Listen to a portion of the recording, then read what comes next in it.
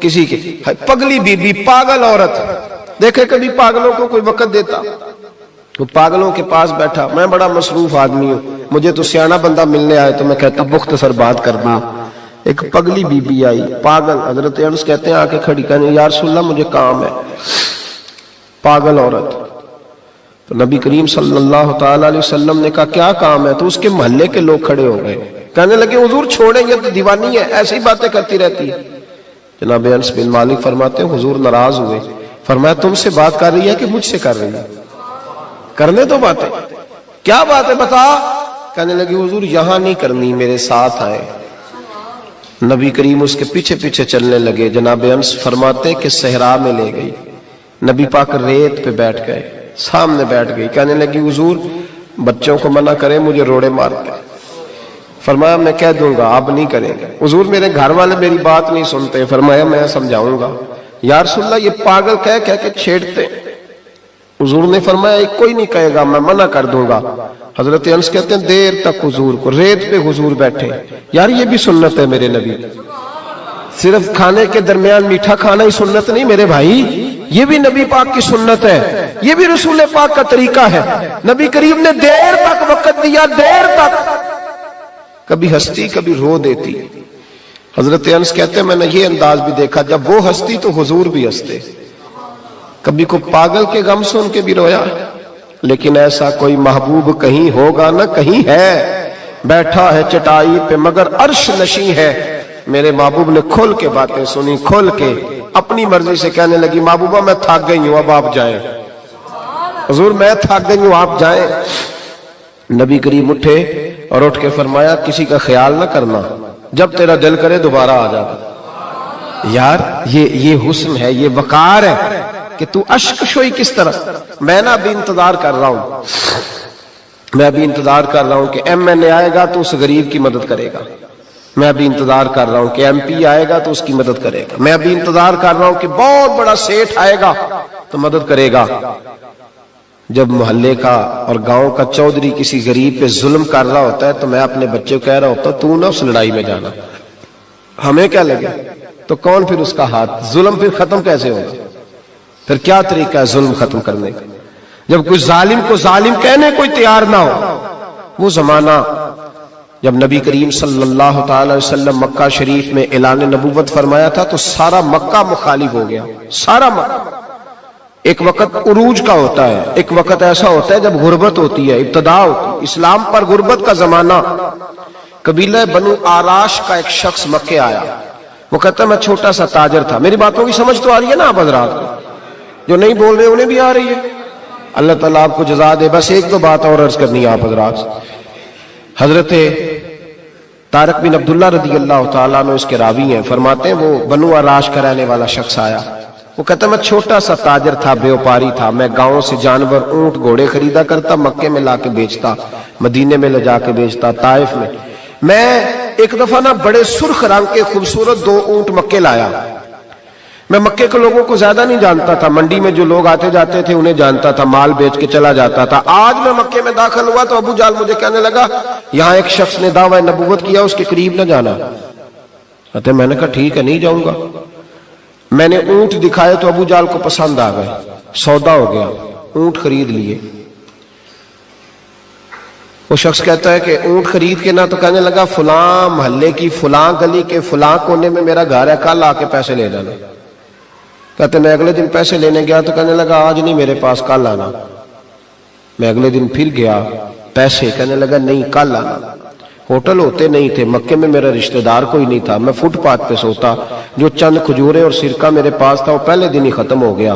Investment بھی ساری وہیں لگی ہوئی تھی، گھر میں بچے بچیاں انتظار کر رہے تھے، میں بڑا مجبور ہوا، تھک گیا۔ تیسرے دن میں گیا تو میں نے کہا پیسے، کہنے لگا کل آنا۔ میں نے ذرا دبا کے بات کی، میں نے کہا یار میری کوئی پپھو تو رہتی نہیں مکہ مکرمہ میں، غریب آدمی ہوں، میرے پیسے دے میں جاؤں۔ جب دبا کے بات کی تو کہنے لگا جا دوڑ جا، جہاں سے ملتے ہیں لے لے، بھاگ جا۔ جی تاجر جب ڈوبتے ہیں نا تو معاذ اللہ تعالیٰ کچھ تو ایسے ہوتے ہیں جو خودکشی کر کے مر جاتے ہیں، اس لیے کہ بڑے لوگ ان کے ساتھ وابستہ ہوتے ہیں۔ جب کسی کی اصل راہ سے ڈوب جائے، کہتے ہیں میں کانپنے لگا، میں نے پوچھا لوگوں سے کہ تمہارے چودھری سردار بڑے کہاں بیٹھتے ہیں؟ تو کہا وہ جو حرم مکہ کے ساتھ ٹولیاں بنا کے بیٹھے ہیں نا، وہ سارے ہمارے سردار ہی ہیں۔ کہتے میں وہاں گیا، ابو سفیان تھے، ابو لہب تھا، عتبہ، طیبہ، شیبہ، ابو البختری، اخنس بن شریک، سب بیٹھے۔ میں نے جا کے کہا یارو میں بنو عراش کا رہنے والا ہوں، چھوٹا سا تاجر ہوں، 2 اونٹ یہاں لا کے بیچ بیٹھا ہوں تو ایک شخص نے خریدے ہیں، وہ پیسے نہیں دیتا۔ کہتے عتبہ بولا یا ابو سفیان بولا، کہ کون ہے جو تیرے پیسے کھا گیا؟ طاقت ہے کسی کی، نام لے۔ تو کہتے میں نے کہا اس کا نام ابو جہل ہے۔ جب میں نے یہ کہا نا تو کہنے لگے اوہو وہ تو پیسے نہیں ملتے تیرے، وہ تو بڑا گنڈا ہے، تو بہت بڑے بدماش کے پاس ہونا چاہیے، وہ تو نہیں پیسے ملنے لگے، کبھی نہیں ملتے۔ فرماتے اب میں کانپا، اب تو میری امیدیں ٹوٹنے لگیں، اب میرے آنسو چھلکنے لگے۔ تو ایک شخص نے نا مذاق کیا، ادھر دیکھیے گا میری طرف، مذاق کیا، کہتے ہیں سامنے نا خانہ کعبہ کی دیوار کے ساتھ ٹیک لگا کے رسول پاک تشریف فرما تھے، نبی کریم بیٹھے ہوئے تھے، نبی کریم۔ تو ایک بندے نے معاذ اللہ ثم معاذ اللہ نقل کفر نہ باشد، اس نے نا مذاق کیا، کہنے لگا وہ جو بندہ بیٹھا ہے وہ تیرا مسئلہ حل کر سکتا ہے۔ کہتے ہیں اس نے مذاق کیا، باقی ہنسنے لگے۔ مجھے سمجھ نہ آئی کہ بھیجتے بھی ہیں اور مذاق بھی اڑاتے ہیں، لیکن ڈوبتے کو تنکے کا سہارا میں حضور علیہ السلام کے قریب پہنچا تو نبی کریم کچھ وظیفہ پڑھ رہے تھے۔ یہ غریب آدمی نا بیچارہ وزیر سے بھی ڈرتا ہے تو پیر سے بھی ڈرتا ہے کہ کہیں طبیعت پہ کوئی چیز گرا نہ گزر جائے۔ تو کہتا ہے میں ڈرتے ڈرتے نا پیچھے بیٹھ گیا کہ فارغ ہوں گے تو میں بات کروں گا۔ فرماتے میں ابھی پیچھے بیٹھا ہی تھا، پورا بیٹھا بھی نہیں تھا کہ میرے رسول پاک نے میری طرف توجہ فرمائی، رخ میری طرف پھیرا، 2 جملے نبی پاک نے کہے تو مجھے یوں لگا جیسے پردیس میں مجھے ماں مل گئی ہو۔ 2 جملے، پہلا فقرہ حضور نے فرمایا پردیسی لگتے ہو، اور دوسرا فقرہ فرمایا پریشان لگتے ہو۔ فرماتے ہیں بات چھم چھم میرے آنسو گرے، چھم چھم۔ اور بھائی کوئی اپنا ملے تو رونے کا مزہ آتا ہے نا، کوئی دکھ پوچھے تو پھر بندہ آنسو گرائے نا، ہر ایک کو تو دکھ سنائے بھی نہیں جاتے۔ وہ شاعر اردو کا ہے، آپ کی سمجھ میں آ گیا تو بڑا اچھا ہے۔ اس نے کہا تھا کہ ہجوم غم میں بھی توہین ضبط غم نہ ہوئی، ہم اس احتیاط سے روئے کہ آنکھ نم نہ ہوئی۔ ہجوم غم میں بھی توہین ضبط غم نہ ہوئی، ہم اس احتیاط سے روئے کہ آنکھ نم نہ ہوئی۔ ہم روئے بھی ہیں پر ہم نے کوشش کی ہے کہ کوئی ہمارے آنسو نہ دیکھے، چھپ چھپا کے روئے۔ فرمانے لگے نبی رحمت صلی اللہ علیہ وسلم نے فرمایا پردیسی اور پریشان لگتے ہو۔ کہتے میں جب رویا نا تو کریم رسول نے کام بھی نہیں پوچھا، یہ بھی نہیں پوچھا مسئلہ کیا، مجھے تبکی دی۔ فرمایا چپ کر، روتا کیوں ہے؟ جیسے تو کہے گا ویسے ہی ہو جائے گا۔ کیا کہا بریلی کے امام نے؟ فرمانے لگے غم زدوں کو رضا مجدہ دیجئے کہ ہے، جاؤ اعلان کر دو، غم زدوں کو رضا مجدہ دیجئے کہ ہے، بے قصوں کا سہارا ہمارا۔ نبی کریم نے فرمایا فکر نہ کر، جیسے تو کہے گا ہو جائے۔ کہتے حضور پہلے مجھے گھر لائے، سرکہ کھلایا، کھجوریں دی، دودھ پلایا، میں 2-3 دنوں کا بھوکا تھا، میں نے راج راج کے کھایا۔ کہتے ہیں جب میں سیر ہو گیا نا میری تسلی ہو گئی۔ اب حضور نے فرمایا بتا تیرا مسئلہ کیا ہے؟ سارا علاقہ کسی اور طرف ہے، شہر کسی اور طرف ہے، پر میرے نبی حق کے ساتھ ہے۔ حالات نہیں ہے اس وقت کہ حق کے ساتھ کھڑا ہوا جائے، پر حضور حق کے ساتھ ہے۔ میرے نبی کریم سید عالم صلی اللہ تعالی علیہ وآلہ وسلم نے فرمایا، کریم رسول فرمانے لگے کیا مسئلہ ہے؟ ابو جہل پیسے نہیں دیتا۔ فرمایا اس نے کیوں نہیں دینے، دے گا پیسے، کیوں نہیں دینے پیسے؟ دیکھ کچھ لوگ شرافت کو بزدلی سمجھتے ہیں۔ وہ ایک درویش تھا تو کسی نے سخت بات کر دی تو کہنے لگا میرے ساتھ سخت بات نہ کر، ایٹ سٹ تے پکھڑا کوار گندل، اسی اور بھی بوٹیاں جاننے ہیں۔ ایٹ سٹ تے پکھڑا کوار گندل تے اسی، اور اس کا ترجمہ اقبال نے بھی کیا۔ اقبال کہنے لگے ہو ہلکا یارا تو بریشم کی طرح نرم، پر رزم حق و باطل ہو تو فولاد ہے مومن۔ رزم حق و باطل ہو تو اشداء علی الکفار رحماء بینہم، کافر پہ سخت اور آپس میں رحم دل، یہ اصول ہے مومن کا۔ نبی کریم نے فرمایا کیوں نہیں پیسے دینے، دے گا۔ ان الذین قالوا ربنا اللہ ثم استقاموا تتنزل علیہم الملائکہ، جو رب کا نام لے کے ڈٹ جائے اللہ اس کی مدد کے لیے فرشتوں کا نزول فرما دیا کرتا ہے۔ نبی کریم علیہ السلام ساتھ چلے آہستہ آہستہ، اور بھائی کونسلر رکا بھی لکھ دے تو اس کی مہربانی۔ ویسے تو کونسلر کے دروازے پہ سویرے کو چلا جائے نا غریب آدمی امیر آدمی پہ تو خیر پرچہ بھی ہو تو ایسا تو سب پوچھتے ہیں چودھری صاحب درخواست آئی ہوتا کی کرنا ہے، تو غریب آدمی کو لے جاتے ہیں تو وہ پھر جاتا ہے بیچارہ کونسلر صاحب کے پاس، چودھری صاحب کے پاس، تو پھر اندر سے پیغام آتا ہے کہ چودھری صاحب ٹوتھ پیسٹ کر رہے ہیں، پھر پیغام آتا ہے کہ بریڈ گرم ہو رہا ہے، پھر پتہ چلتا ہے کہ اب اخبار پڑھ رہے ہیں، وہ غریب باہر بیٹھا ہے، پھر باہر آ کے پوچھتے ہیں گاڑی کرا کے لائے ہو؟ وہاں کیسے جانا ہے؟ وارث شاہ مان کری نہ وارثاں دا، رب بے وارثا کر کے مار دائی، بے پروائی ویک سجن دی جتھے کسے دی پیش نہ جاوے، انہیں تاجاں والے در در رولے، تاجاں والے در در رولے تے منگتے آ تخت بٹھاوے، وہ سجنا کسے نو کارا مل دائی، کوئی کعبے او خالی آوے، ڈھار اس کی بے نیازی سے۔ اور بڑے بڑے حاجی نمازی، ناراض نہ ہونا میری بات، بڑے بڑے حاجی نمازی حق کی بات کرنی ہوتی ہے تو پیچھے ہٹ جاتے۔ ایک بابا بلے شاہ صاحب کی بات نہ کر دوں درمیان میں، بابا صاحب نے بڑا شکوہ کیا، کہنے لگے حج بھی کیتی جاندے ہو تے لہو بھی پیتی جاندے ہو، حج بھی کیتی جاندے ہو تے لہو بھی پیتی جاندے ہو، کھو کے مال یتیماں دا تے بھیج مسیتی جاندے ہو، پھٹ دلاں دے سیندے نہیں تے ٹوپیاں سیتی جاندے ہو، نفس تے چھری پھیر دے نہیں تے دمبے کیتی جاندے ہو، فرض پلائی بیٹھے ہو تے نفلہ نیتی جاندے ہو، او دسو تے صحیح بلے شاہ نو ایک ہی کیتی جاندے ہو، او کچھ دسو تے صحیح بلے شاہ نو ایک ہی کیتی۔ نبی کریم صلی اللہ علیہ وسلم نے فرمایا دینے کیوں نہیں، ہم حق کے ساتھ، حضور ساتھ چلے۔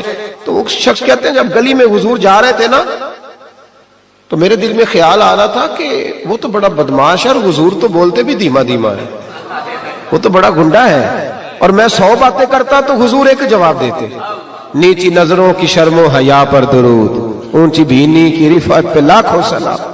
تو محبوب پاک کیسے بات کریں گے، وہ تو بڑا بے حیا ہے، لیکن کہتے ہیں سارے رستے حضور نے کوئی بات نہ کی، ککھ سواد نہیں مشری اندر، اسا کھنڈا بھی چک ڈٹھیاں، اینا ساریاں شیواں نالوں گلاں سجن دیاں مٹھیاں۔ کہتے ہیں نعرہ تکبیر، نعرہ رسالت، رسالت، رسالت۔ سنیں جی، کہتے ہیں حضور جب اس کے دروازے تک پہنچے تو نبی پاک نے دستک دی، ابو جال دروازے پہ آیا، اور جب اس نے آ کے پوچھا نا کیا بات ہے کیوں آئے، تو کہتے ہیں پھر میں نے حضور کی نظروں کو اٹھتے ہوئے دیکھا۔ پھر اعلیٰ حضرت بولے، فرمانے لگے غضب سے ان کے خدا بچائے، غضب سے ان کے اللہ ہی بچائے جب حضور غضبناک ہو۔ فرمایا نظریں اٹھی اور نبی کریم فرمانے لگے تو غریبوں کا خون نچوڑ کے چودھری بننا چاہتا ہے، ان مسکینوں کی گردنیں جھکا کے غریب آدمی اب بول نہیں سکتا، انہیں برا کہہ کے چودھری بننا چاہتا ہے، یہ تیری سرداری ہے، یہ تیرا کمال ہے۔ اس پردیسی کے پیسے دبا گیا، لا پیسے اس کے، اس نے ہاتھ باندھ دیے، کہنا جی میں ہونی لے آیا جی، دوڑا گیا اندر سے۔ میرے رسول پاک کو اللہ نے روب عطا فرمایا، نبی پاک فرماتے ہیں میں 1 مہینہ دور ہوتا ہوں تو دشمن میرا پھر بھی ڈر رہا ہوتا، یہ اللہ نے روب دیا محبوب پاک، ابھی لایا جی، دوڑا گیا گھر سے پیسے لایا، میرے کریم رسول نے نا وہ پیسے اس شخص کو تھمائے۔ ادھر سے ابو سفیان نے ایک جاسوس بھیجا تھا، جاؤ دیکھ کے آؤ ابو جال کیا کرتا ہے، وہ بھی چھپ کے دیکھ رہا تھا۔ نبی کریم ابو جال سے کہنے لگے تیری دوبارہ شکایت نہ آئے، کہنے لگا جی آئندہ احتیاط کروں گا۔ حضور نے پیسے اسے دیے، اب کسی شخص کی لوٹی ہوئی دولت مل جائے اور ڈوبے ہوئے خزانے نکل آئے تو کتنا راضی ہوتا ہے، حضور نے دیے تو خوش ہو گیا۔ دیکھو میرے محبوب کا کمال، یہاں کچھ لوگ نیکی کرتے ہیں تو پھر سواری بھی کرتے ہیں کہ اب روز میرا شکریہ ادا کر چونکہ میں نے نیکی کی ہے۔ محبوب فرمانے لگے تو اگر کہے تو میں جاؤں، خود بھیک دے خود ہی کہے منگتے کا بھلا ہو، تو کہے تو جاؤں، کہے تو جاؤں۔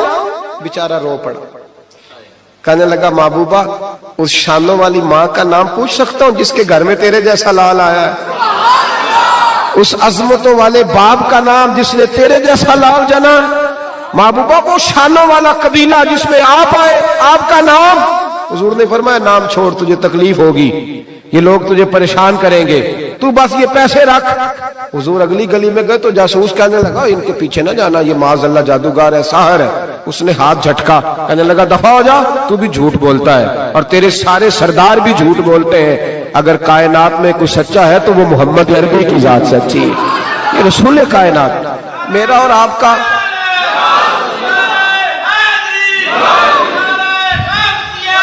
سنیں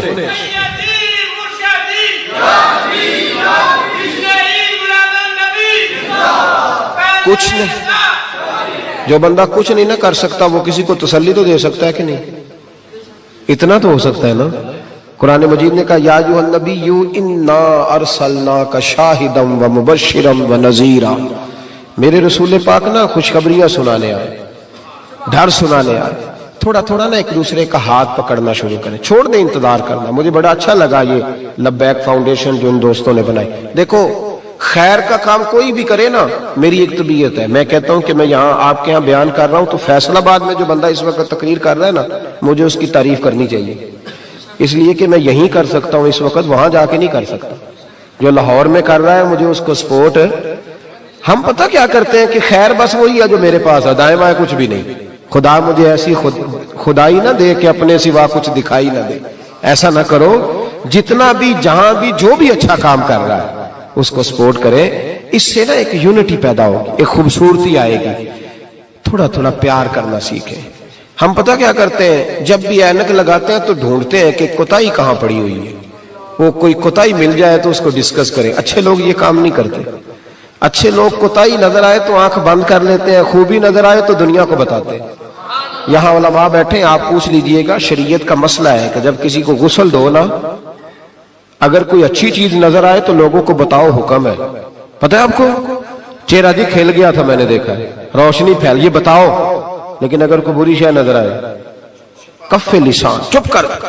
حضور نے حکم دیا اذکروا محاسن موتاکم، او کما قال صلی اللہ علیہ وسلم، جب تم میں سے کوئی چلا جائے تو اس کی اچھی اچھی باتیں بیان کرو، برائیاں ہوں بھی تو ان سے صرف نظر۔ آج پتہ ہے کیا ہو رہا ہے، ایک بندے میں 99 خوبیاں ہیں، ان کو کوئی نہیں بیان کر رہا، جو ایک خامی ہے نا وہ ہر بندے کو نظر آ رہی۔ تھوڑا تھوڑا پیار کریں۔ اخلاق کا مطلب یہ ہے کہ آپ کس طرح محبت بانٹ سکتے ہیں، کس طرح لوگوں کے ساتھ بھلائی کر سکتے ہیں، کس طرح آپ آگے بڑھ سکتے ہیں۔ دعا کرتا ہوں اللہ تعالیٰ کی بارگاہ میں جو میں کہہ سکا اللہ اسے قبول فرمائے۔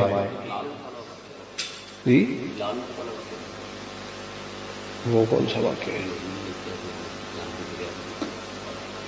بات یہ ہے کہ بہت ساری باتیں ایسی ہیں، ابھی آتے آتے میرے کان میں بھی کچھ کہا جا رہا تھا، کیونکہ سوشل میڈیا نا جی، تو دوست جو ہیں وہ باتیں سنتے رہتے ہیں، کرتا رہتا ہوں میں۔ اللہ تبارک و تعالیٰ توفیق عطا فرمائے۔ ایک حدیث میرے ذہن میں اور ہے، جیسا کہ انہوں نے اشارہ دیا، میں نا اسی انداز میں وہ والی روایت چلے بیان کر دیتا ہوں، ان کی بات بھی پوری ہو جائے گی اور عنوان بھی تھوڑا سا آگے چلا جائے گا۔ نبی کریم علیہ السلام جب احساس فرماتے تھے نا، احساس، تو وہاں میرے نبی پاک نے جانور کا بھی احساس فرمایا۔ پتہ کیا ہوتا ہے، جب احساس پیدا ہو جائے تو پھر سب کا ہو جاتا ہے، اور جب نہیں نہ پیدا ہوتا تو پھر اپنا ابا بھی روتا رہتا ہے، پھر اپنی اماں بھی پریشان رہتی ہے۔ احساس کی شدت۔ حضرت ابوبکر صدیق رضی اللہ تعالیٰ عنہ فرماتے ہیں میں نبی کریم صلی اللہ تعالیٰ علیہ وسلم کے ساتھ تھا، ہم ایک جگہ سے گزر رہے تھے تو رش بہت زیادہ تھا۔ یہ بخاری میں بھی ہے لیکن زیادہ تفصیل حضرت امام جلال الدین سیوطی کی الحاوی للفتاوی میں آپ کو ملے گی۔ کہتے ہیں کہ گزر رہے تھے تو رش تھا، تو حضور نے فرمایا پتہ کرو یہاں کیا ہے۔ کہتے میں گیا تو کہا یا رسول اللہ ایک اونٹ پاگل ہو گیا، لوگوں کو کاٹ رہا ہے۔ نبی کریم نے فرمایا پیچھے ہٹو میں چلتا ہوں۔ اب یہ لفظ لکھے امام سیوطی نے کہ لوگ نا اونٹ کو قابو کرنے کی کوشش کر رہے تھے تو نیزے مار رہے تھے، تیر، آپ کو پتہ ہے نا ہلکان کرنا چاہتے ہیں کہ وہ جو ہے نا وہ اس قدر کمزور ہو جائے کہ گر جائے۔ پاگل جو ہو گیا تھا، کاٹ رہا تھا۔ کہتے ہیں حضور نے جب اس کی کیفیت دیکھی تو نبی پاک نے جلال فرمایا پیچھے ہٹ جاؤ، یہ کیا طریقہ ہوا؟ ماتے حضور نے انہیں پیچھے کیا تو وہ اونٹ، جانور، یہ صحیح بخاری کی متواتر درجے کی حدیث ہے، نبی کریم نے فرمایا ارسلت الی الخلق، میں صرف انسانوں کا نہیں، میں اللہ کی ساری مخلوق کا رسول بن کے آیا، میں مخلوق کا رسول ہوں، مخلوق کا، وما ارسلناک الا رحمۃ للعالمین۔ نبی کریم صلی اللہ تعالی علیہ وسلم نے جب دیکھا تو اونٹ حضور کی طرف دوڑتا آیا، اس نے آ کے حضور کے قدم چومے، رسول کریم نے اس کی پشت پر ہاتھ پھیرا۔ امام سیوطی نے لکھا کہ اونٹ کی آنکھوں میں آنسو آ گئے۔ ایسا بھی کبھی ہوا ہے وہ رو پڑا تو میرے محبوب نے فرمایا اس کے مالک کو بلاؤ۔ جب تک وہ مالک کو بلانے گئے حضور نے رسی لی، اس کے ناک میں نکیل ڈال دی، حضور نے اسے باندھا، چارہ کھلایا، پانی پلایا، اور جب مالک آیا تو حضور نے فرمایا وہ پاگل نہیں ہے، وہ تو تمہاری شکایت کر رہا ہے۔ وہ کہتا ہے حضور ضرورت سے زیادہ بوجھ ڈالتا ہے اور چارہ اور پانی بھی وقت پہ نہیں دیتا، وہ تو شکایت کر رہا ہے۔ جب احساس پیدا ہوگا نا، احساس، تو پھر دروازے پہ بندھی ہوئی بھینس کا بھی خیال آ جائے گا۔ لیکن جب اخلاق سے انسان عاری ہوتا ہے پھر اس کی زندگی اپنی ذات سے شروع ہو کے اپنی ذات پر ختم ہوتی ہے۔ میں صبح گھر سے نکلا تھا 9 بجے، مجھے کمالیے جانا تھا۔ اب جب میں رستے میں آ رہا تھا تو میں بڑا ٹینشن میں تھا، اس لیے کہ ایک جگہ پہ روڈ بلاک ہو گیا، شدید میرے اوپر یہ چیز سوار تھی کہ 8 بجے کا ٹائم ہے اور لوگ انتظار کر رہے ہوں گے، اور دوسری سب سے بڑی چیز جو بوجھ بنی ہوئی تھی وہ یہ تھی کہ عشاء لیٹ ہو جائے گی ہماری وجہ سے۔ کچھ ایسے لوگ ہوتے ہیں جن کی نماز لیٹ ہو گئی تو وہ گئی، وہ پھر ان کے قابو نہیں آتی۔ تو یہاں آ کے مجھے احساس ہوا کہ جس پریشانی کا میں شکار تھا ایسی ٹینشن والی کوئی بات بھی نہیں تھی۔ اگر ہمیں بتا دیا جاتا کہ نماز بھی ہو گئی ہے اور اس طرح کا ماحول ہے تو ہم بھی چلو ٹھنڈے ٹھنڈے آتے۔ ہم نے تو بڑا جو ہے وہ ہر چیز کو اس عالم میں رکھا کہ ظاہر طبیعت ہوتی ہے نا جی۔ میں ایک شادی پہ میں چلا گیا تو 6 بجے کا ٹائم لکھا تھا۔ ہماری مجبوری یہ ہے کہ ہم لوگوں کو دیکھ کے اپنا بدلنا نہیں چاہتے۔ میرا یہ ارادہ ہے کہ یہ نہیں کرنا کہ سارے لوگ اگر چینج ہو گئے ہیں تو ہم بھی بدل جائیں۔ ہم کہتے ہیں کہ پھر تو کام صحیح رہا ہی نہ۔ ایسا جو نیا نیا آتا ہے تو ایماندار ہوتا ہے، پھر تھوڑا وقت گزر جاتا ہے تو ماحول کا حصہ بن جاتا ہے۔ میں کہتا ہوں ایسا نہیں ہونا چاہیے۔ تو 6 بجے کا شادی پہ ٹائم لکھا تھا، میں 6 بجے پہنچ گیا کارڈ پہ۔ فکر لگی ہوتی ہے جب کہیں جانا ہوتا ہے۔ 6 بجے پہنچ گئے تو وہ گھر والے 9 بجے آئے جو میزبان تھے۔ تو میں نے ان سے کہا کہ یار یہاں تو تم کارڈ الٹا پڑھتے رہے ہو یا میں الٹا پڑھتا رہا ہوں۔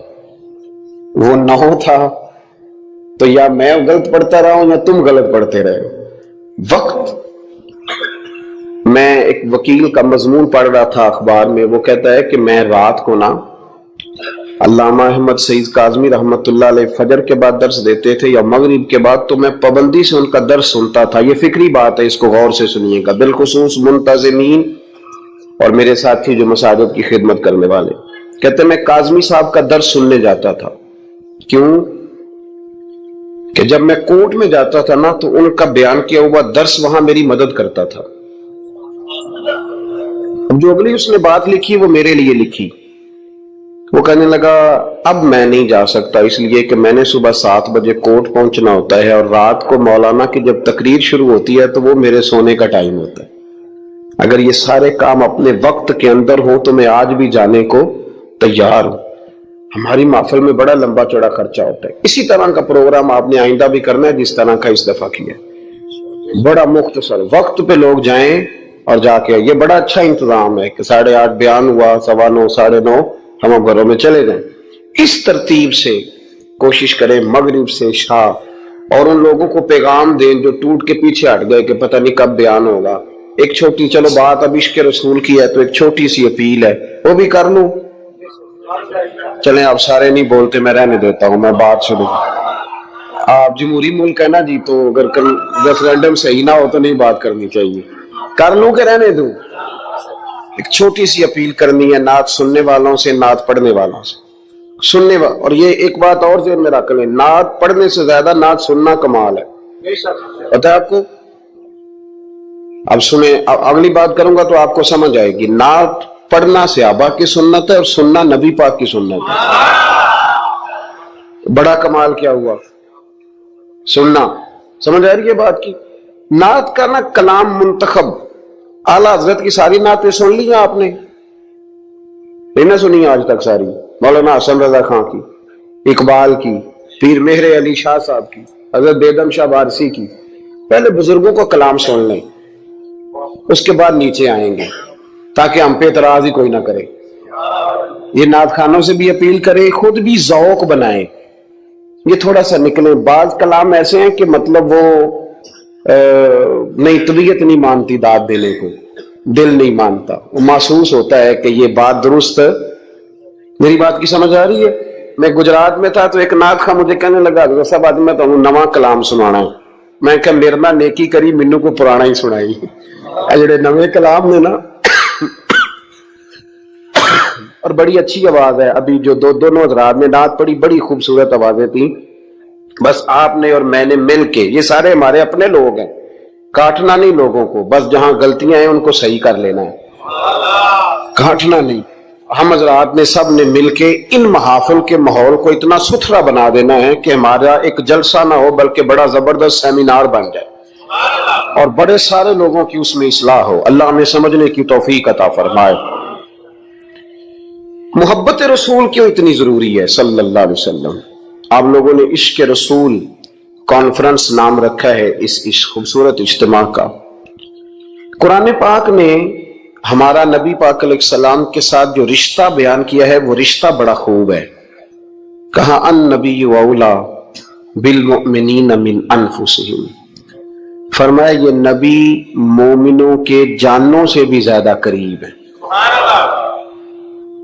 ہم بڑا عام لفظ بولتے ہیں کہ فلاں چیز میرے دل کے بڑی قریب ہے, میری سوچ کے بڑی. جو لوگ دل کے قریب ہوتے ہیں ان کے پاس اٹھنے بیٹھنے کو دل کرتا ہے. تو اللہ کریم نے قرآن پاک میں فرمایا کہ یہ پیغمبر صلی اللہ علیہ وسلم تمہاری جانوں سے بھی تمہارے قریب ہے. اور حضور نے وضاحت کر دی, نبی پاک نے وضاحت کر دی. حضور نے فرمایا لا یؤمن احدکم حتی اکون احب الیہ من والدہ وولدہ والناس اجمعین او کما قال نبی صلی اللہ علیہ وسلم. فرمایا تم میں سے کوئی اتنی دیر تک مومن ہو ہی نہیں سکتا جب تک ہر چیز سے بڑھ کر مجھ سے پیار نہ کرے. ایک مثال دے لوں, بات آسان ہو جائے گی.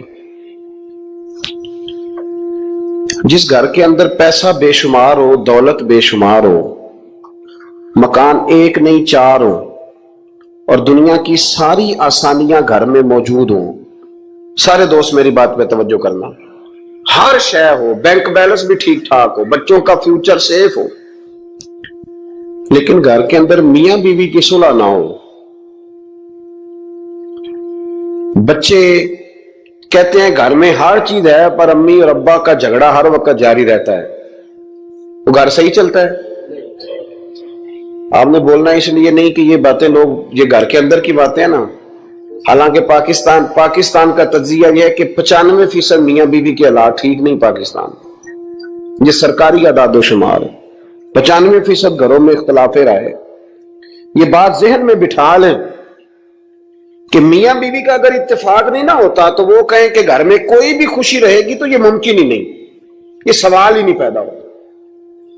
6 بچے ہوتے ہیں اور شادی کو 24 سال گزر جاتے ہیں پھر بھی طلاق ہو جاتی ہے. اس لیے کہ میاں بیوی کے لیے سب سے ضروری چیز آپس کی محبت ہے. اور یار کیا خوبصورت انداز ہے میرے رسول پاک علیہ السلام کا. جتنی شاندار طبیعت حضور نے مولا علی شیر خدا کی تھی اتنی کوئی کر سکتا ہے؟ اور جتنی اعلیٰ ترین تربیت اور حسن سیدہ فاطمہ کو اللہ نے دیا کسی اور کو مل سکتا ہے؟ لیکن میرے نبی پاک علیہ السلام نے ان کی شادی کے بعد ان کو اکٹھے بٹھا کے ان کے سر آپس میں جوڑ کے ہاتھ اٹھا کے دعا کی تھی کہ اے اللہ ان کے درمیان محبت پیدا فرما دے. میاں بیوی کے درمیان جو سب سے اہم چیز ہے وہ محبت ہے. بچے کہتے ہیں ہم کدھر جائیں, ابا کی سنیں کہ اماں کی سنیں؟ اور اکثر گھروں میں بچوں کی تربیت رک جاتی ہے اس لیے کہ میاں بیوی کا سلوک نہیں ہوتا, تباہی اتر جاتی. گھر کے اندر ہر شے ہے پر ان کا پیار نہیں. پتہ یہ چلا کہ گھر میں محبت نہ ہو تو گھر نہیں چلتا. اگر محبت کے بغیر ایک گھر نہیں چل سکتا تو محبت مصطفیٰ کے بغیر دین کیسے چلے گا؟ گھر نہیں چلتا میرے بھائی, ٹوٹ جاتا ہے, بکھر جاتا ہے.